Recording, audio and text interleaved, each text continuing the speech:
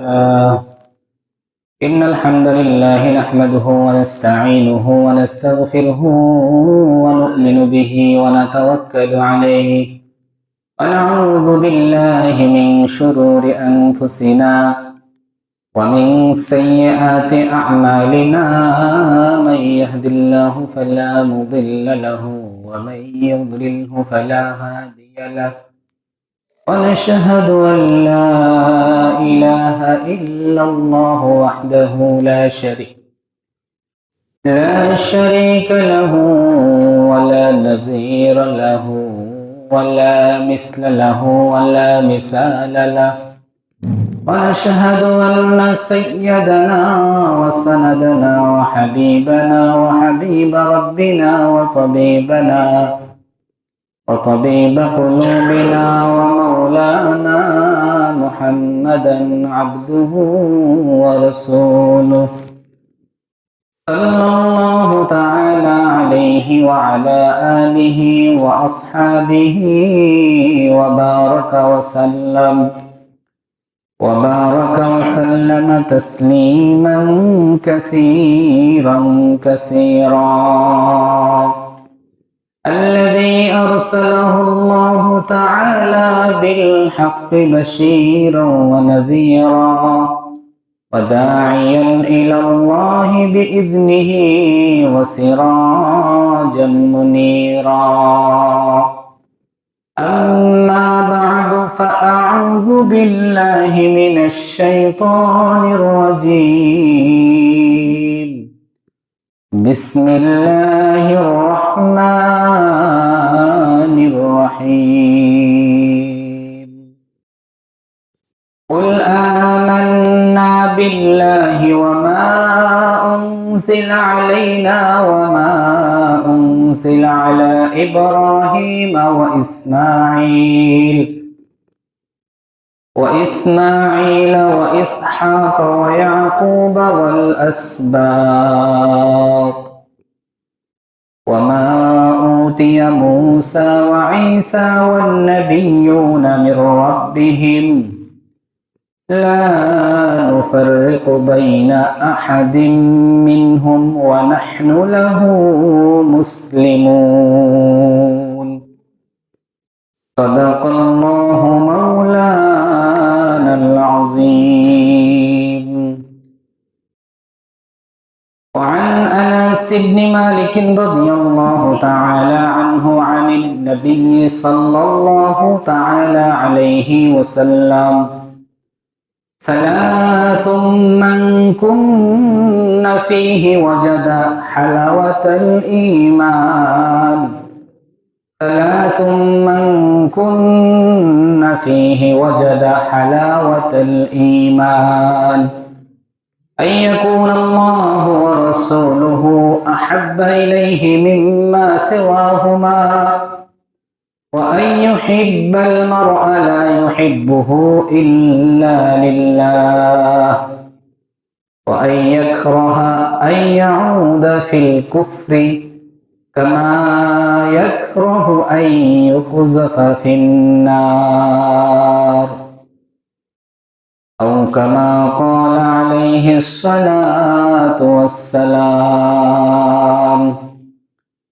সকলে মুহাব্বতের সাথে দরুদ পড়ি। আল্লাহুম্মা সাল্লি আলা মুহাম্মাদ ওয়া আলা আলি মুহাম্মাদ কামা সাল্লাইতা আলা ইব্রাহিম ওয়া আলা আলি ইব্রাহিম ইন্নাকা হামিদুম মাজিদ। আল্লাহুম্মা বারিক আলা মুহাম্মাদ ওয়া আলা আলি মুহাম্মাদ كما باركت على إبراهيم وعلى آل إبراهيم إنك حميد مجيد.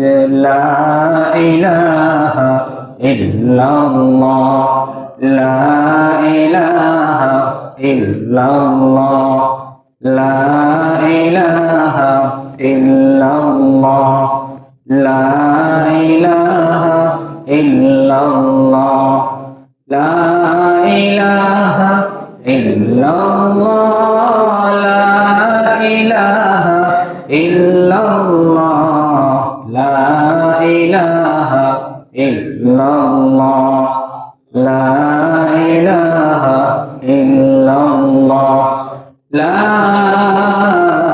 ইলাহা ইল্লাল্লাহ মুহাম্মাদুর রাসূলুল্লাহ সাল্লাল্লাহু আলাইহি ওয়াসাল্লাম। আলহামদুলিল্লাহ, উপস্থিত মুআজ্জাজ মুকাররম সম্মানিত মুসল্লিয়ানে কিরাম, আল্লাহ রাব্বুল আলামিনের দরবারে অসংখ্য অগণিত শুকর যে আল্লাহ তাআলা আপনাকে আমাকে আজ পবিত্র জুমার দিন, গরিবের হজের দিন, আল্লাহ তাআলা এই দামি এক মোবারক দিনে পবিত্র হুকুম আদায়ের জন্য মসজিদে সবার আগে আগে আমাদের কিছু সংখ্যক লোককে আসার তৌফিক দান করেছেন। এই জন্য সে মহান রব্বে কায়নাতের দরবারে দিল থেকে শুকরিয়া আদায় করি, আলহামদুলিল্লাহ। আজকে আমাদের আলোচনার বিষয় হলো ঈমান। ঈমান কোন জিনিস, ঈমান কাকে বলে, ঈমানের পরিচয় কি, এই নিয়ে আমরা কোরআন ও হাদিস থেকে দলিল ভিত্তিক আলোচনা শুনবো ইনশাআল্লাহ।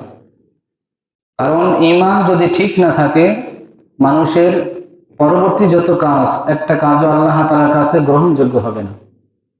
এই জন্য হাদিসের মধ্যে আল্লাহ রাসূল যে 5টা বিষয় উল্লেখ করেছেন, তার মধ্যে প্রথমে ঈমানকে এনেছিলেন। বুনিয়াল ইসলামু আলা খামসিন শাহাদাতি আল্লা ইলাহা ইল্লাল্লাহ ওয়া ইকামিস সালাহ ওয়া ইতাইজ যাকাত ওয়াল হজ ওয়া সাওমি রমাদান। নবীজি সাল্লাল্লাহু আলাইহি ওয়াসাল্লাম বলেছেন, ইসলামের মূল ভিত্তি 5টি জিনিসের উপরে। তার মধ্যে 1 নম্বরে তিনি বলেছেন ঈমান, লা ইলাহা ইল্লাল্লাহ, এটা বলেছেন। এর থেকে বোঝা যায় ঈমান সবচেয়ে দামি।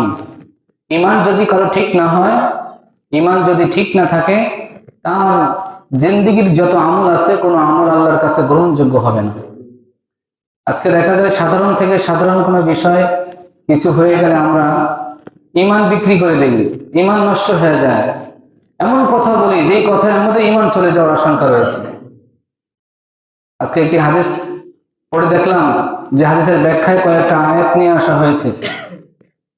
যে আল্লাহ তাআলা বলছেন সূরা লোকমানের ভিতরে, আল্লাহ তাআলা এরকম বলেছেন, আয়াতের অর্থগুলো মোটামুটি এরকম যে কোনো মানুষ যখন বিপদে পড়ে, সাগরের মধ্যে মেঘের অন্ধকারের মধ্যে, মেঘের যেরকম একটা অন্ধকার, ঢেউয়ের ভিতরে একটা অন্ধকারাচ্ছন্নের ভিতরে যখন সে পড়ে যায়, আল্লাহ তাআলা তখন তাকে ওখান থেকে যখন কিনারে নিয়ে আসে, সে উঠে আসার পরে কিছু মানুষ সেখান থেকে বলে যে এখানে আল্লাহ তাআলা আমাদেরকে বাঁচিয়ে নিয়ে আসছে।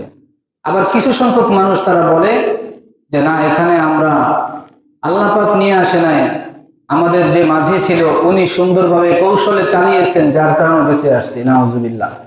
এই কথাটার কারণে ঈমানটা কত দূর পর্যন্ত চলে গেছে। এই যে আজকে গত জুমায় আমরা দেখছি ভূমিকম্প হয়েছে, গতকালকে ফজরের পরে হালকা একটা ভূমিকম্প হয়েছে, গতকালকেও অনেকে আওয়াজ পাইছে, অনেকে আওয়াজ পায় না। তো দেখেন এই পর্যন্ত 3 থেকে 4 বার ভূমিকম্প হয়ে গেছে। এখন ভূমিকম্প হয় কেন, কি কারণে হয়, এই ব্যাপারে কোরআন হাদিসের বিভিন্ন দলিল আছে। আর আমাদের দেশের, পৃথিবীর মধ্যে যারা বিজ্ঞান, যারা গবেষণা করে, তাদেরকে আমরা বিজ্ঞান বলি। বিজ্ঞানের থিওরি আর কোরআনের থিওরি মিলে না। বিজ্ঞান বলতেছে এই পুরো দেশের ভিতরে যতগুলো রাষ্ট্র রয়েছে, সব রাষ্ট্র এক একটার সাথে লাগানো, কোনোটা উঁচা কোনোটা নিচা। যা ম্যাপের ভিতরে যেরকম রেখা রেখা দেওয়া, এতটুকু নিয়ে একটা দেশ, এতটুকু নিয়ে আরেকটা দেশ, সেম এরকম নিচে, মাটির নিচেও এরকম রেখা আছে। তারা বলে এর ভিতরে একটা আরেকটার সাথে সংঘর্ষ হয়, সে থেকে ভূমিকম্প হয়, বিভিন্ন এরকম ভাবে দেখলাম তারা বলে। কিন্তু আল্লাহ তাআলা কোরআনে কি বলেছেন? আল্লাহ তাআলা জানিয়ে দিলেন, যহরাল ফাসাদু ফিল বাররি ওয়াল বাহরি বিমা কাসাবাত আইদিন নাস। আল্লাহ বলে, শুনো, এই যে সাগরের মধ্যে যত প্রকার আযাব গজব, ঝড় তুফান হয়, মাটির উপরে যত জিলজাল, ভূমিকম্প, আযাব গজব হয়, এই সব কিছু হওয়ার পিছনে কারণ হলো বিমা কাসাবাত আইদিন নাস, মানুষ তোমাদের হাতের কামাই। তোমরা যেইভাবে গুনাহ করতেছো, তোমাদের গুনাহের কারণে এক এক সময় এক একটা আযাব আল্লাহর পক্ষ থেকে নেমে আসে।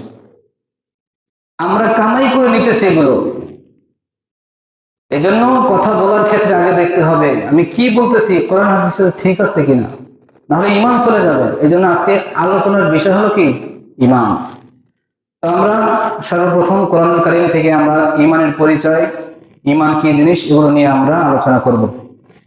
আল্লাহ রাব্বুল আলামিন সূরা আন-নূরের 62 নম্বর আয়াতে কারিমার ভিতরে উল্লেখ করেন, ইন্নামাল মুমিনুনা আল্লাযীনা আমানু বিল্লাহি ওয়া রাসূলিহি, নিশ্চয়ই মুমিন কারা, ঈমানদার কারা, ঈমান যারা এনেছে তাদেরকে ঈমানদার বলে। ঈমানদার কারা? যারা আল্লাহ এবং তার রাসূলের প্রতি ঈমান এনেছে।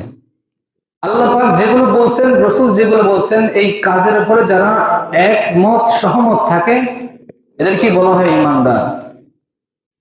সূরা আত-তাগাবুনের 8 নম্বর আয়াতে কারিমার মধ্যে এসেছে, ফাআমিনু বিল্লাহি ওয়া রাসূলিহি ওয়ান নূরিল্লাযী আনজালনা। আল্লাহ তাআলা বললেন, সুতরাং তোমরা ঈমান আনো আল্লাহ এবং তার রাসূলের উপর, ওয়ান নূরিল্লাযী আনজালনা, এবং ওই নূরের উপরে যে নূর আমি আল্লাহ তাআলা অবতীর্ণ করেছি।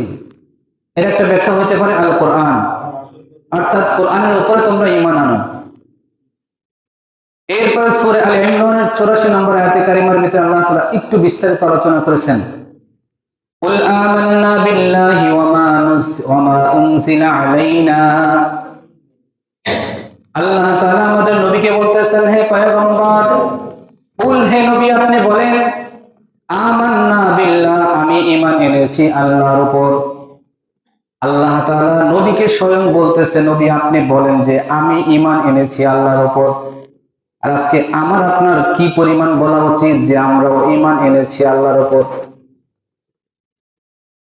এরপরে আল্লাহ তাআলা বললেন, ওয়া মা উনজিলা আলাইনা, হে নবী আপনি বলেন যে আমার উপর যা কিছু অবতীর্ণ হয়েছে আমি এর প্রতি ঈমান আনলাম। ওয়া মা উনজিলা আলা ইব্রাহিম, আমার ভাই আমার পূর্বে চলে গেছে ইব্রাহিম পয়গম্বর, ওই ইব্রাহিম পয়গম্বরের উপরে যেটা নাজিল হয়েছে আমি সেটার উপরে ঈমান আনলাম। ওয়া ইসমাঈল, এবং ইসমাঈল ইব্রাহিমের সন্তান, তিনিও নবী হয়েছিলেন, ওই ইসমাঈলের উপরে যা অবতীর্ণ হয়েছে সেগুলোর প্রতি ঈমান আনলাম। ওয়া ইসহাক, ইসহাক আলাইহিস সালাম একজন পয়গম্বর। ওয়া ইয়াকুব, এবং ইয়াকুব আলাইহিস সালাম, ইসহাক ইয়াকুব এই নবীর উপরেও যে সমস্ত জিনিস অবতীর্ণ হয়েছে সেগুলোর প্রতিও আমি ঈমান আনলাম।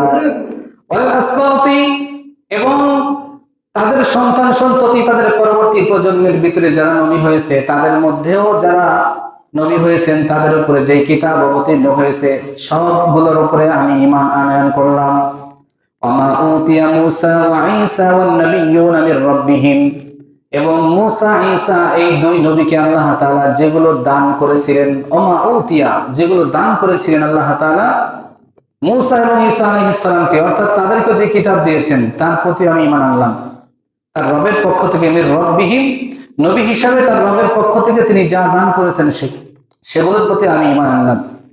লা নুফাররিকু বাইনা আহাদিন মিনহুম, আমি তাদের মাঝে আর আমাদের মাঝে কোনো প্রকার পার্থক্য করি না। ওয়া নাহনু লাহু মুসলিমুন, এমত অবস্থায় যে আমরা সবাই মুসলমান, আত্মসমর্পণকারী। তাহলে এখান থেকে বোঝা গেল মোটামুটি সমস্ত নবীদের যত গ্রন্থগুলো আল্লাহ তাআলা দুনিয়ায় নাযিল করেছেন তার প্রতি আমাদের ঈমান রাখতে হবে। তবে একটা বিষয় ক্লিয়ার, আমাদের নবীর উপরে আল্লাহ তাআলা কোরআনুল কারীম নাযিল করার পরে সমস্ত নবীদের কিতাবের হুকুমগুলো, তাদের যেই কিতাবে হুকুম ছিল এই হুকুমগুলো আল্লাহ তাআলা রহিত করে দিয়েছেন। আমাদের নবীর উপর যে কোরআন, এই কোরআনের হুকুমই চলবে। আর অন্য কোন নবীদের হুকুম দেখতে যতই সুন্দর হোক, শুনতেও যত সুন্দর হোক, ওই হুকুম চলবে না। আমাদের নবীর কোরআনে 30 পারা যা আছে এটার উপরে হুকুম চলবে।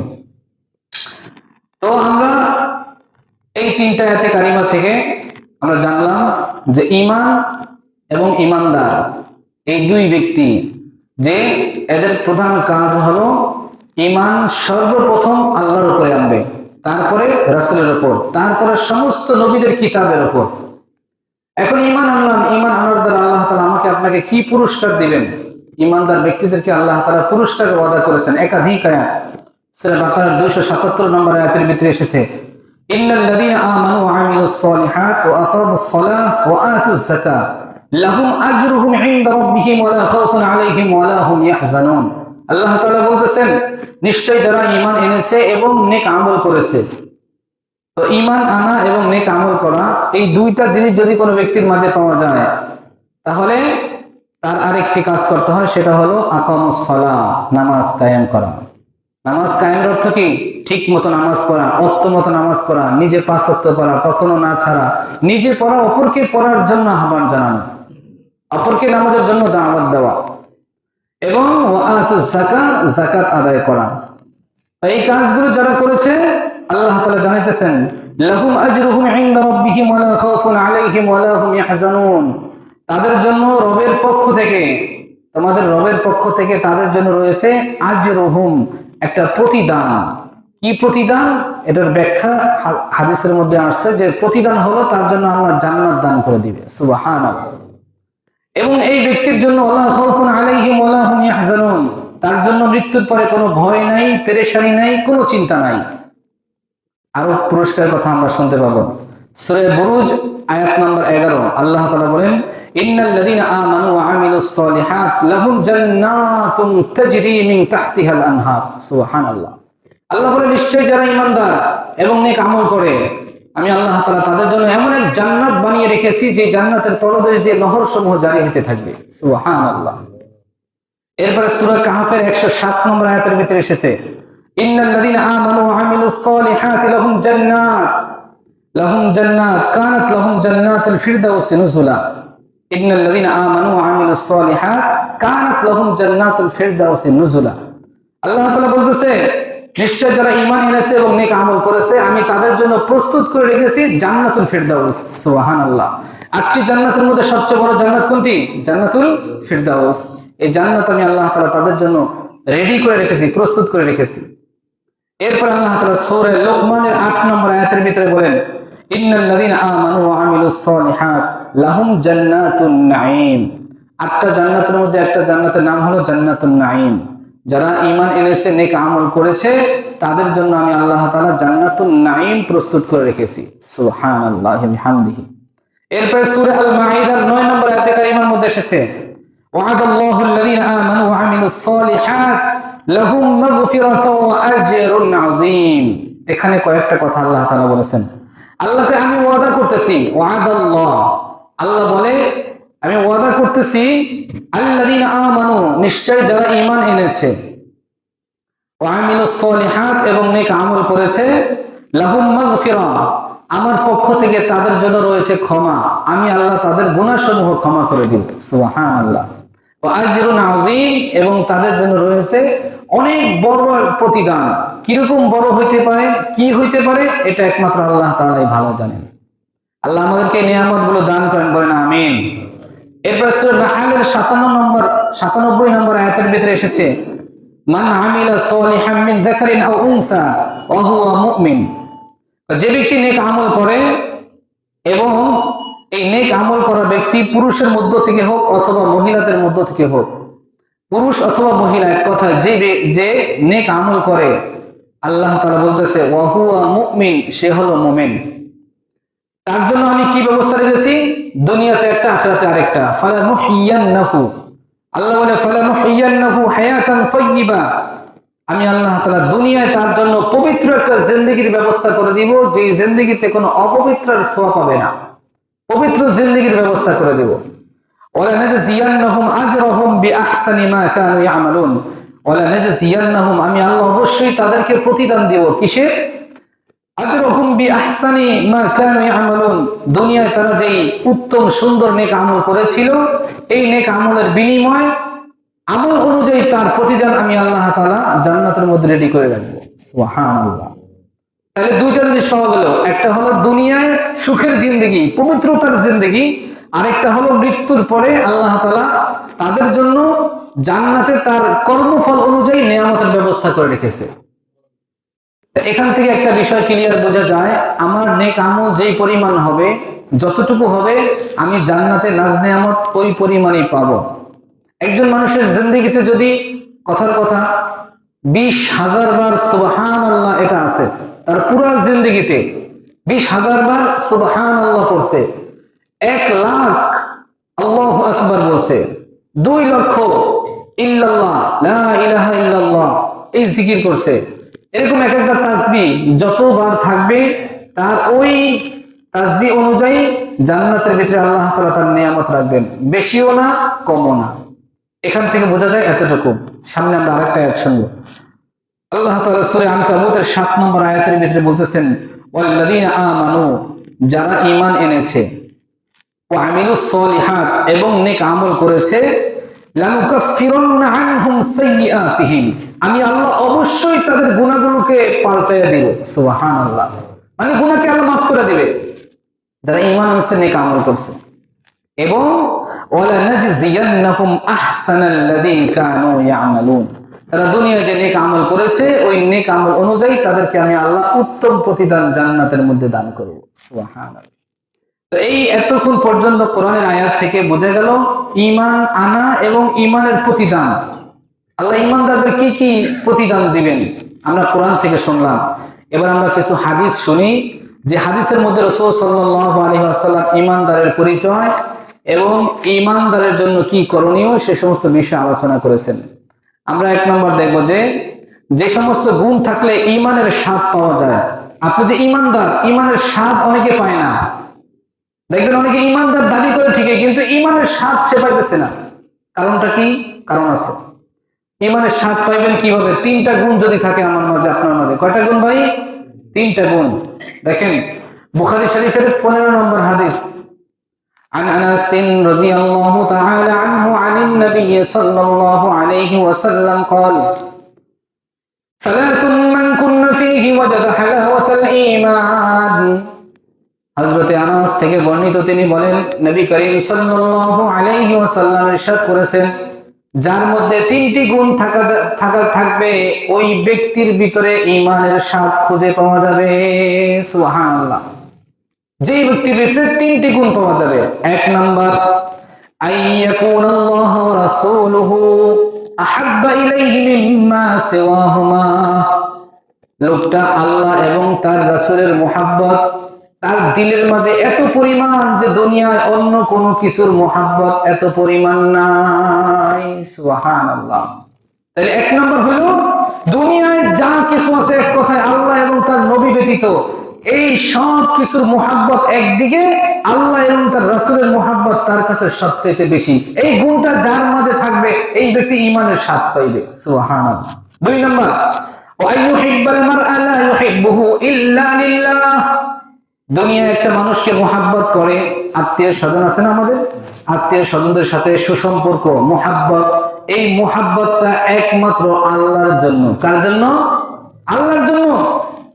অনেক সময় হয় কি, আত্মীয়র সাথে সুসম্পর্ক না রাখলে মানুষে কি কইব, অমুকে কি কইব, কেমন দেখা যায়, সামাজিকভাবে আমি মুখ দেখাবো কেমনে, তাহলে এটা হলো মানুষের জন্য। আরেকটা হলো না, আমার এই রক্তের আত্মীয়গুলোর সাথে যে আমি সুসম্পর্ক না রাখি, তাই আল্লাহ আমাকে হাসরের ময়দানে ধরবেন, অতএব আমি আল্লাহর জন্য সুসম্পর্ক রাখতে চাই।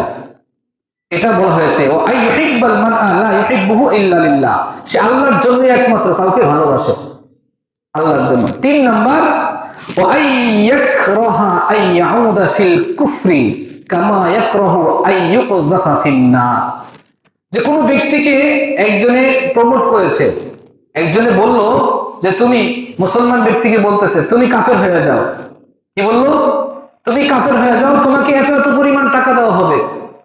বর্তমানে যেগুলো চলতেছে আমাদের উত্তরবঙ্গে পার্বত্য অঞ্চলগুলা, সেখানে এরকম ইহুদিরা গির্জা গেড়ে সেখানে এরকম বিভিন্ন টাকা দিয়ে, গরু দিয়ে তাদেরকে বিভিন্ন ভাবে এরকম প্রমোট করতেছে, আর তারাও গরিব যারা আছে ওই টাকার কাছে বিক্রি হইতেছে, তারা অমুসলিম হয়ে যেতেছে।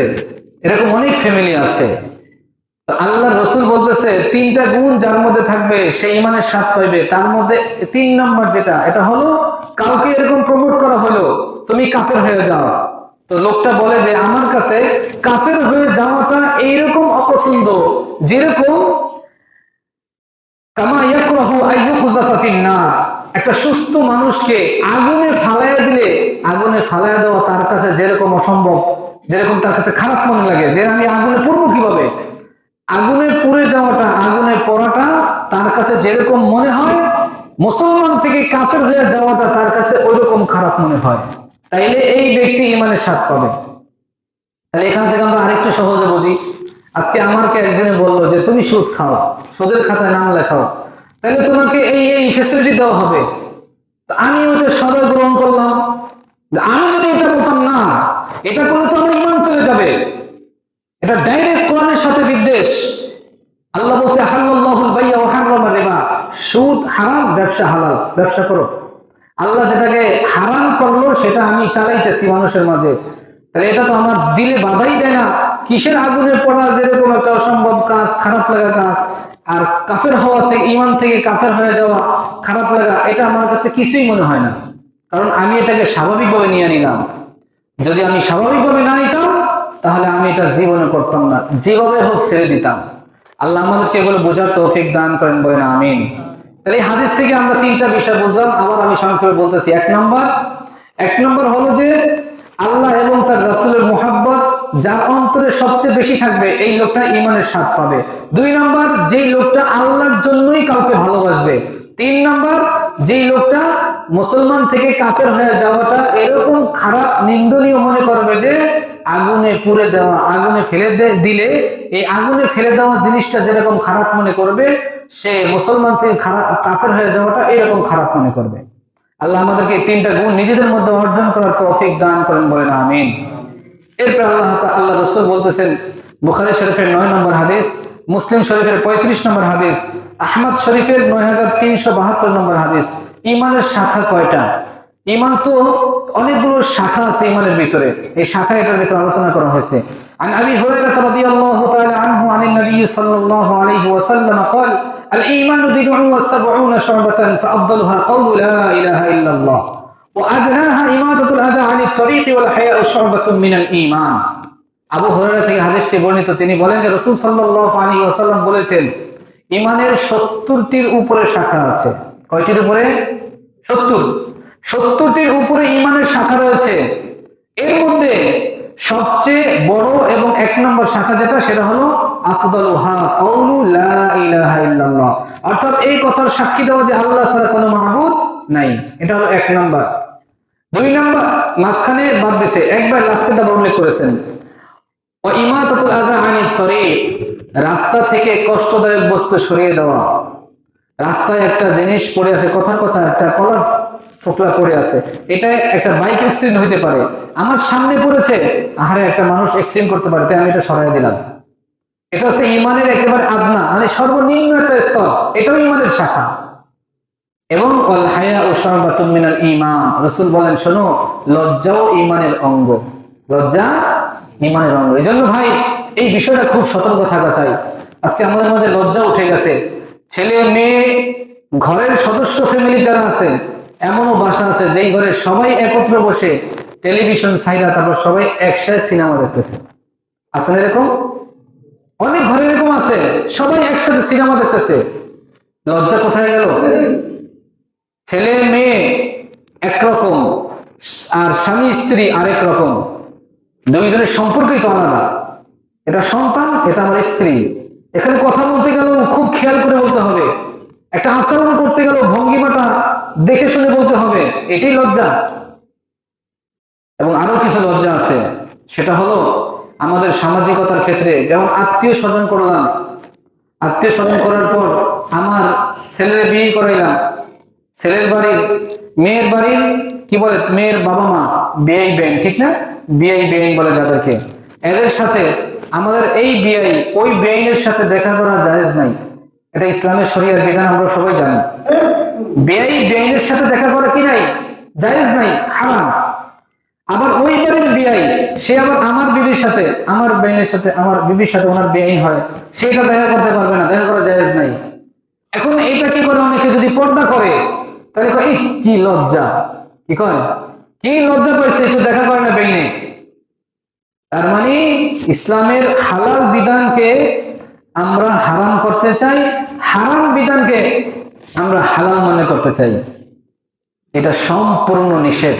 এই ক্ষেত্রে লজ্জা করতে হবে না, আমার বেইনের সাথে আমার দেখা করা কোনোভাবেই জায়েজ নাই, এটা লজ্জা। এই জন্য আল্লাহ রাসূল বলেন, আল হায়াউ শু'বাতুম মিনাল ঈমান, লজ্জাও ঈমানের অঙ্গ, এটা মনে রাখবা। এরপরে আসেন আল্লাহ রাসূল সাল্লাল্লাহু আলাইহি ওয়াসাল্লামের আরেকটা হাদিস, মুমিন হওয়ার শর্ত এই হাদিসের মধ্যে পাওয়া যায়। বুখারী শরীফের 13 নম্বর হাদিস, এবং এই হাদিসটা মুসলিম শরীফেও 45 নম্বরে এসেছে। عن انس بن مالك رضي الله تعالى عنه عن النبي صلى الله عليه وسلم قال আনাস ইবনে মালিক থেকে বর্ণিত, তিনি বলেন রাসূল সাল্লাল্লাহু আলাইহি ওয়াসাল্লাম বলেছেন, লা ইউমিনু আহাদুকুম, তোমাদের মধ্যে ততক্ষণ পর্যন্ত কেউ ঈমানদার হতে পারবে না, কতক্ষণ? হাত্তা ইউহিব্বা লি আখিহি মা ইউহিব্বু লি নাফসিহি, নিজের জন্য যেটা সে পছন্দ করে ঠিক ওইটাই যদি তার ভাইয়ের জন্য পছন্দ না করে। কথাটা কি বুঝলাম একটু ভেঙে বলি। যেমন আমি আমার জন্য পছন্দ করি গোশত দিয়ে ভাত খাওয়া, এটা আমার কাছে খুব পছন্দনীয়। আর আমার পাশের ঘরে আমার ভাই থাকে, আমি তার জন্য পাঠিয়ে দিলাম শুধু একটু আলু আর ঝোল। আর আমি পছন্দ করলাম গোশত, ভাইয়ের জন্য দিলাম আলু আর ঝোল। নবী কয় না, তুমি নিজের জন্য যেটা পছন্দ করো তোমার ভাইয়ের জন্য যদি ওইটা পছন্দ না করো তুমি ঈমানদারি হতে পারবে না। একটা দিয়ে বুঝাইলাম, এরকম সব মিলাইবেন। দোকানে গেলে নতুন টাকাটা মানি ব্যাগের সাইডে রেখে দেই, আর সিরা পুরান টাকাটা দোকানদারে দিলাম, তাহলে নিজের জন্য পছন্দ করলাম কোনটা, ভালোটা, আর খারাপটা পছন্দ করলাম আমার ভাইয়ের জন্য। সবাই তো এক হাদিস আছে, সবাই ভাই ভাই না? আল্লাহ রাসূল বলেছেন, আল মুসলিম আখুল মুসলিম, এক মুসলমান অপর মুসলমানের ভাই। এই হাদিস অনুযায়ী সবাই ভাই ভাই। আমি আমার এক দোকানদার ভাইকে দিলাম সিরা টাকা, আমি রাখলাম নতুন টাকা, তাহলে কেমনে হইল? রাসূল হাদিসে বলেন, হাত্তা ইউহিব্বা লি আখিহি মা ইউহিব্বু লি নাফসিহি, নিজের জন্য যেটা পছন্দ করে ঠিক সে ওইটাই তার ভাইয়ের জন্য পছন্দ না করা পর্যন্ত সে পরিপূর্ণ ঈমানদার হতে পারবে না। তবে এটা আমার হালাল ক্ষেত্রে, হারামের ক্ষেত্রে না। আমি আমার জন্য আমার বিবিকে পছন্দ করি, ভাইয়ের জন্য কি বিবিকে পছন্দ করা যাবে না? যেগুলো হালাল এই ক্ষেত্রে, আর যেগুলো হারাম ওগুলো তো আমরা বুঝি, আমরা হাদিসটাকে অন্যদিকে নিব না, হালালের দিকেই আমরা আমল করবো। আল্লাহ তৌফিক দান করেন, বলেন আমিন।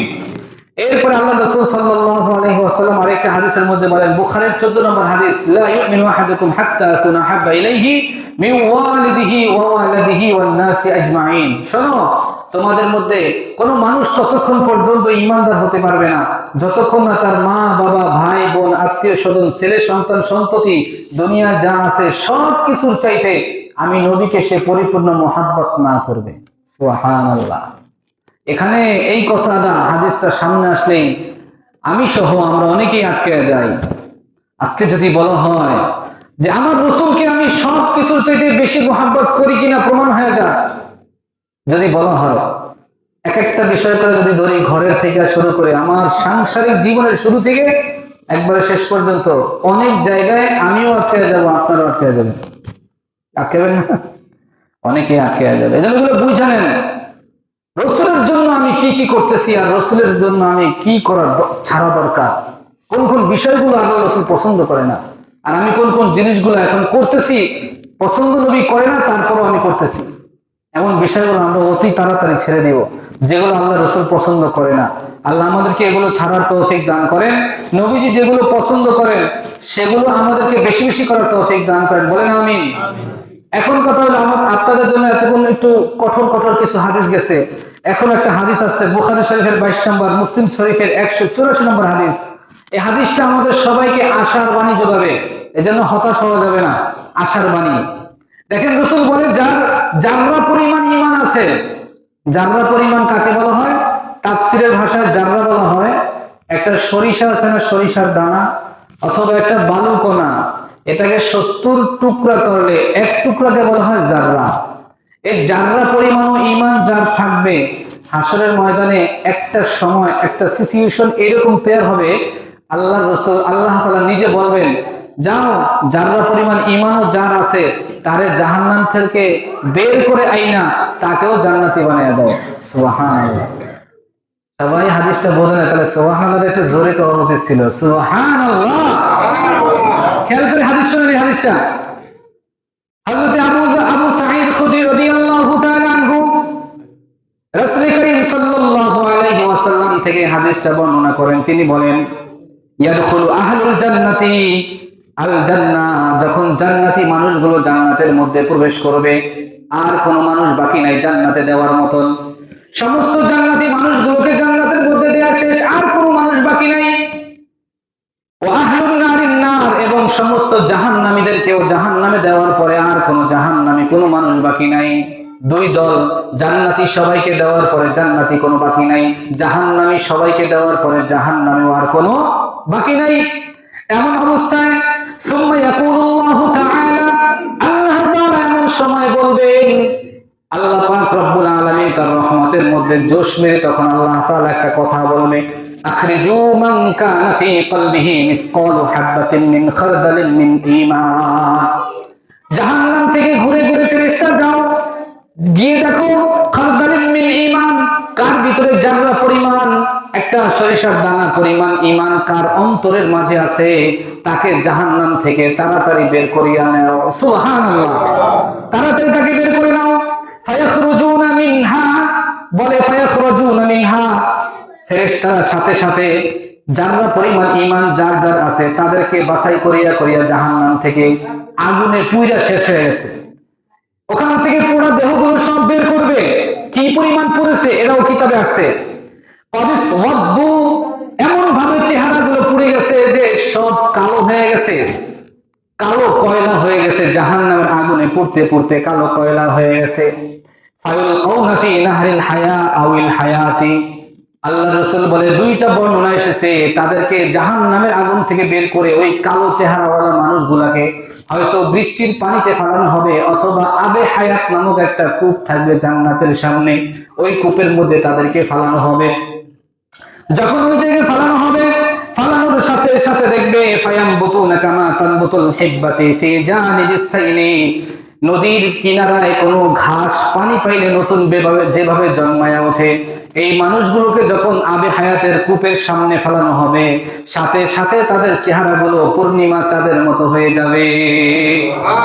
এরপরে আল্লাহ তাআলা বলবেন এই লোকগুলোকে জান্নাতের ভিতরে ঢুকাও, কারণ জান্নাতের মধ্যে কোনো মানুষ কষ্ট নিয়ে ঢুকবে না, কোনো মানুষের চেহারা কালো অবস্থায় ঢুকবে না।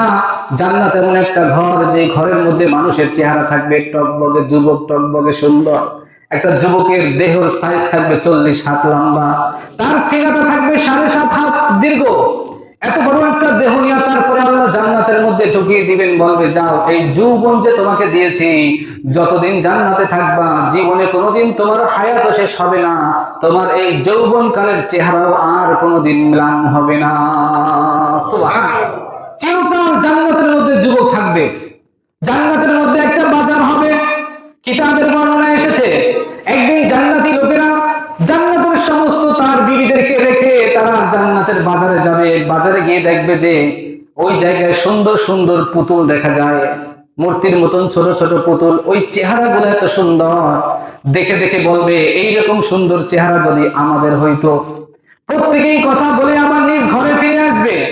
আসার পর দেখবে যে তার স্ত্রী তার দিকে এমন ভাবে তাকিয়ে আছে, মনে হয় তাকে জীবনের প্রথম দেখতেছে। দেখার পরে বিবি এসে বলবে, আল্লাহর কসম করে বলি তোমার চেহারা তো আগের চাইতে কোটি গুণে সুন্দর হয়ে গেছে। সুবহানাল্লাহ। স্বামীও আমার স্ত্রীকে বলবে, বিবি শোনো, আল্লাহর কসম করে বলি আমি যে তোমাকে কিছুক্ষণ আগে রেখে বাজারে গিয়েছিলাম, বাজার থেকে সেই মুহূর্তে তোমার দিকে তাকায় দেখি তুমি তো আগে সুন্দর ছিলে মাশাআল্লাহ, কিন্তু এখন আল্লাহ তাআলা তোমাকে আগের চাইতে কোটি গুণে সুন্দরী বানিয়ে দিয়েছে। এটা জান্নাতের নিয়ামত। কিসের নিয়ামত? এই জান্নাতে যাইতে রাজি আছি তো আমরা সবাই? আমরা ঈমান সম্পর্কে আরো দুইটা হাদিস শুনবো, শুনবেন তো ইনশাআল্লাহ? আল্লাহ রাসূল সাল্লাল্লাহু আলাইহি ওয়াসাল্লাম বলেন দুনিয়ার জমিনের সবচেয়ে উত্তম আমল কোনটা? সাহাবায়ে কেরাম রাসূলকে জিজ্ঞেস করলেন। বুখারী শরীফের 26 নম্বর হাদিসের মধ্যে এসেছে, আন নবী হুরায়রা রাদিয়াল্লাহু তাআলা আনহু আন্না রাসূলুল্লাহ সাল্লাল্লাহু আলাইহি ওয়াসাল্লাম, আবু হুরায়রা থেকে হাদিসটি বর্ণিত, তিনি বলেন সুইলা আইয়ুল আমালি আফদল, রাসূল সাল্লাল্লাহু আলাইহি ওয়াসাল্লামকে আমরা প্রশ্ন করলাম, ইয়া রাসূলুল্লাহ সবচেয়ে উত্তম আমলটা দুনিয়ায় কোনটা? এটা যখন আমরা জিজ্ঞেস করেছি, ফাকালা ঈমানু বিল্লাহি ওয়া রাসূলিহি, আল্লাহ রাসূল বললেন আল্লাহ এবং তার রাসূলের প্রতি ঈমান আনা, এইটা হলো দুনিয়ার সবচেয়ে বড় উত্তম আমল। সুবহানাল্লাহ। এরপরে সাহাবায়ে কেরাম বললেন, কিলা ইয়া রাসূলুল্লাহ, আচ্ছা বুঝলাম এইটা 1 নম্বর আমল, তাহলে এর পরবর্তী 2 নম্বর আমল কোনটা? আল্লাহ রাসূল বললেন, ক্বালা আল জিহাদু ফি সাবিলিল্লাহ, আল্লাহর রাস্তায় জিহাদ করা, এটা হলো 2 নাম্বার। সাহাবায়ে কেরাম আবার প্রশ্ন করলেন, কিলা ইয়া রাসূলুল্লাহ তিন নম্বর কোন আমল? আল্লাহ রাসূল বলেন আল হজ্জুল মাবরুর। তিন নম্বর হলো দুনিয়ায় থেকে ফরজ হজ, যেটাকে আমরা বলি বড় হজ, বাংলা যেটা বলি এই বড় হজ করা, এইটা হলো তিন নম্বর। সুবহানাল্লাহ। তাইলে এক নম্বর কি? এক নম্বর কি বলছিলাম? আল্লাহ এবং তার রাসূলের প্রতি ঈমান আনা। দুই নম্বর মিলে গেছে। এক নম্বর আল্লাহ এবং তার রাসূলের প্রতি ঈমান আনা, আর দুই নম্বর হচ্ছে আল্লাহর রাস্তায় জিহাদ করা, আর তিন নম্বর মিলে গেছে হজ করা। হজ মাবরুর, বড় হজ যেটা, এই তিনটা হলো সিরিয়াল অনুযায়ী বলে তিনটা।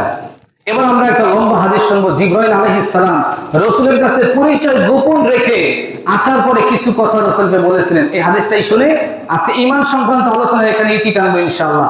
বুখারী শরীফের 50 নম্বর হাদিস শুনেন, লম্বা বিশাল হাদিস। আমি সংক্ষেপে আপনাদেরকে হাদিসটা ইনশাআল্লাহ বুঝিয়ে দেব।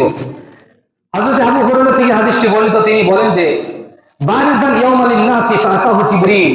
একদিন মানুষের সামনে রাসূল বসা, এমন সময় জিবরাইল আমিন আসছে।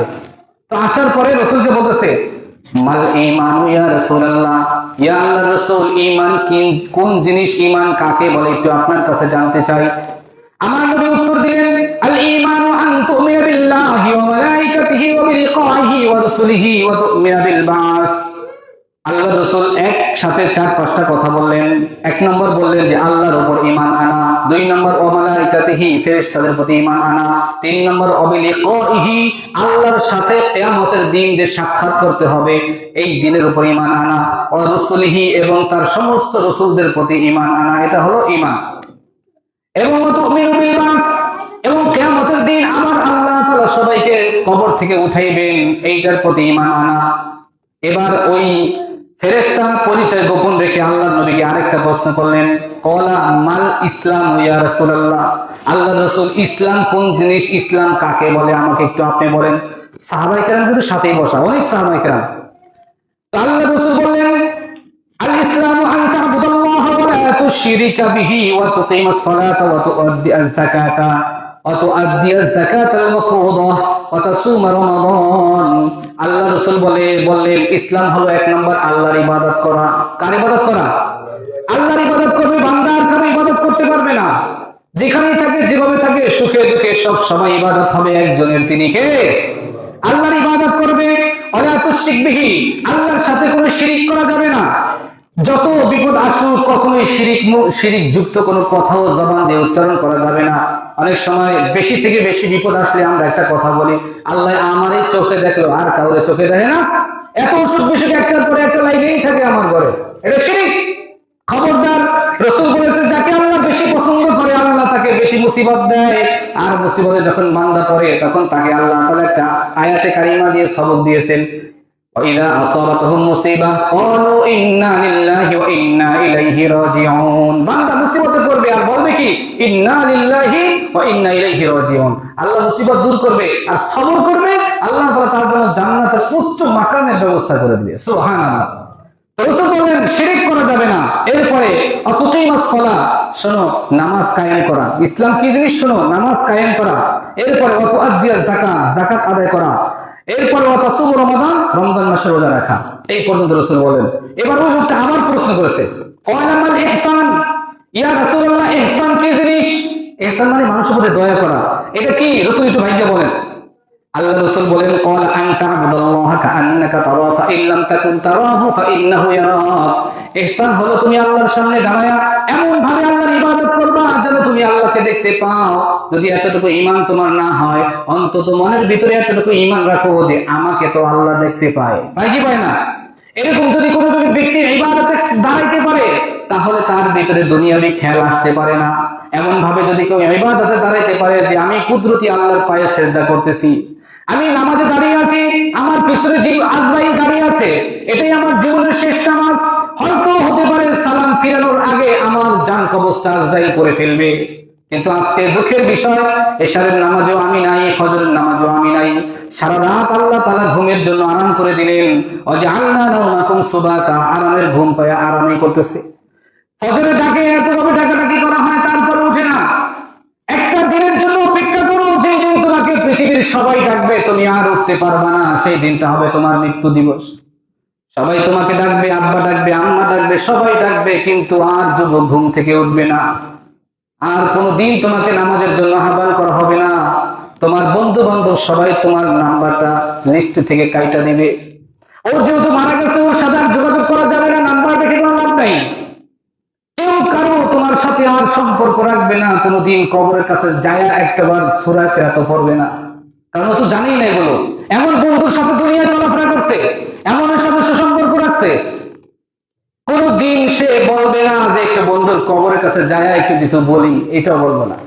কার জন্য কি করি ভাই, কিচ্ছু আমার কাজে লাগবে না। এই জন্য নামাজ, আল্লাহ রাসূল মৃত্যুর সময় কান্না করছে আর বলছে আসসালাত আসসালাত আসসালাত। আম্মা জান আয়েশা বলে, ইয়া রাসূলুল্লাহ, আপনি কাঁদতেছেন আর বলতেছেন আসসালাত আসসালাত, বুঝলাম না বিষয়টা। বলে, শোনো, আমার উম্মত যেন কখনো নামাজ না ছাড়ে। আমার উম্মত যদি নামাজ ঠিক রাখে, আমি নবী তাকে শাফায়াত করে জান্নাতে নিয়ে যাব। সুবহানাল্লাহ। এই জন্য যুবক ভাইরা সবাই নামাজ পড়বেন তো ইনশাআল্লাহ। যেখানে থাকেন ভাই, নামাজটা ঠিক রাখবেন। আল্লাহ তাআলা আমাদের সবাইকে তৌফিক দান করেন, বলেন আমিন। আরো কিছু কথা বাকি আছে, এটা আজকে সময় নেই, এটা আমরা ইনশাআল্লাহ অন্যদিন শুরুতে একটু অল্প সময় নিয়ে বলে দিব। আল্লাহ আমাদের সবাইকে ঈমান, যে কথাগুলো বললাম আলোচনার বিশেষ বিষয় নেই ভাই, ঈমান, ঈমানকে যেন পরিচ্ছন্ন করে গুছিয়ে, ঈমানকে শুদ্ধ ভেজাল মুক্ত করে আমাদের ঈমান নিয়ে যেন আমরা কবরে যাইতে পারি। এই ফিতনার জামানায় বিভিন্ন ফিতনা আমার আপনার সামনে ঘোরাঘুরি করবে, আর ঈমান নিতে চাইবে। আমার আপনার ঈমান যেন নিতে না পারে, ঈমানকে যেন আমরা সুন্দরভাবে গুছিয়ে কবরে নিয়ে যেতে পারি। আল্লাহ আমাদের তৌফিক সবাইকে দান করেন, বলেন আমিন। ওয়া আখিরু দাওয়ানা আলহামদুলিল্লাহি রাব্বিল আলামিন। যারা পরে আসি 4 রাকাত ক্বাবলাল জুমআহ সুন্নাত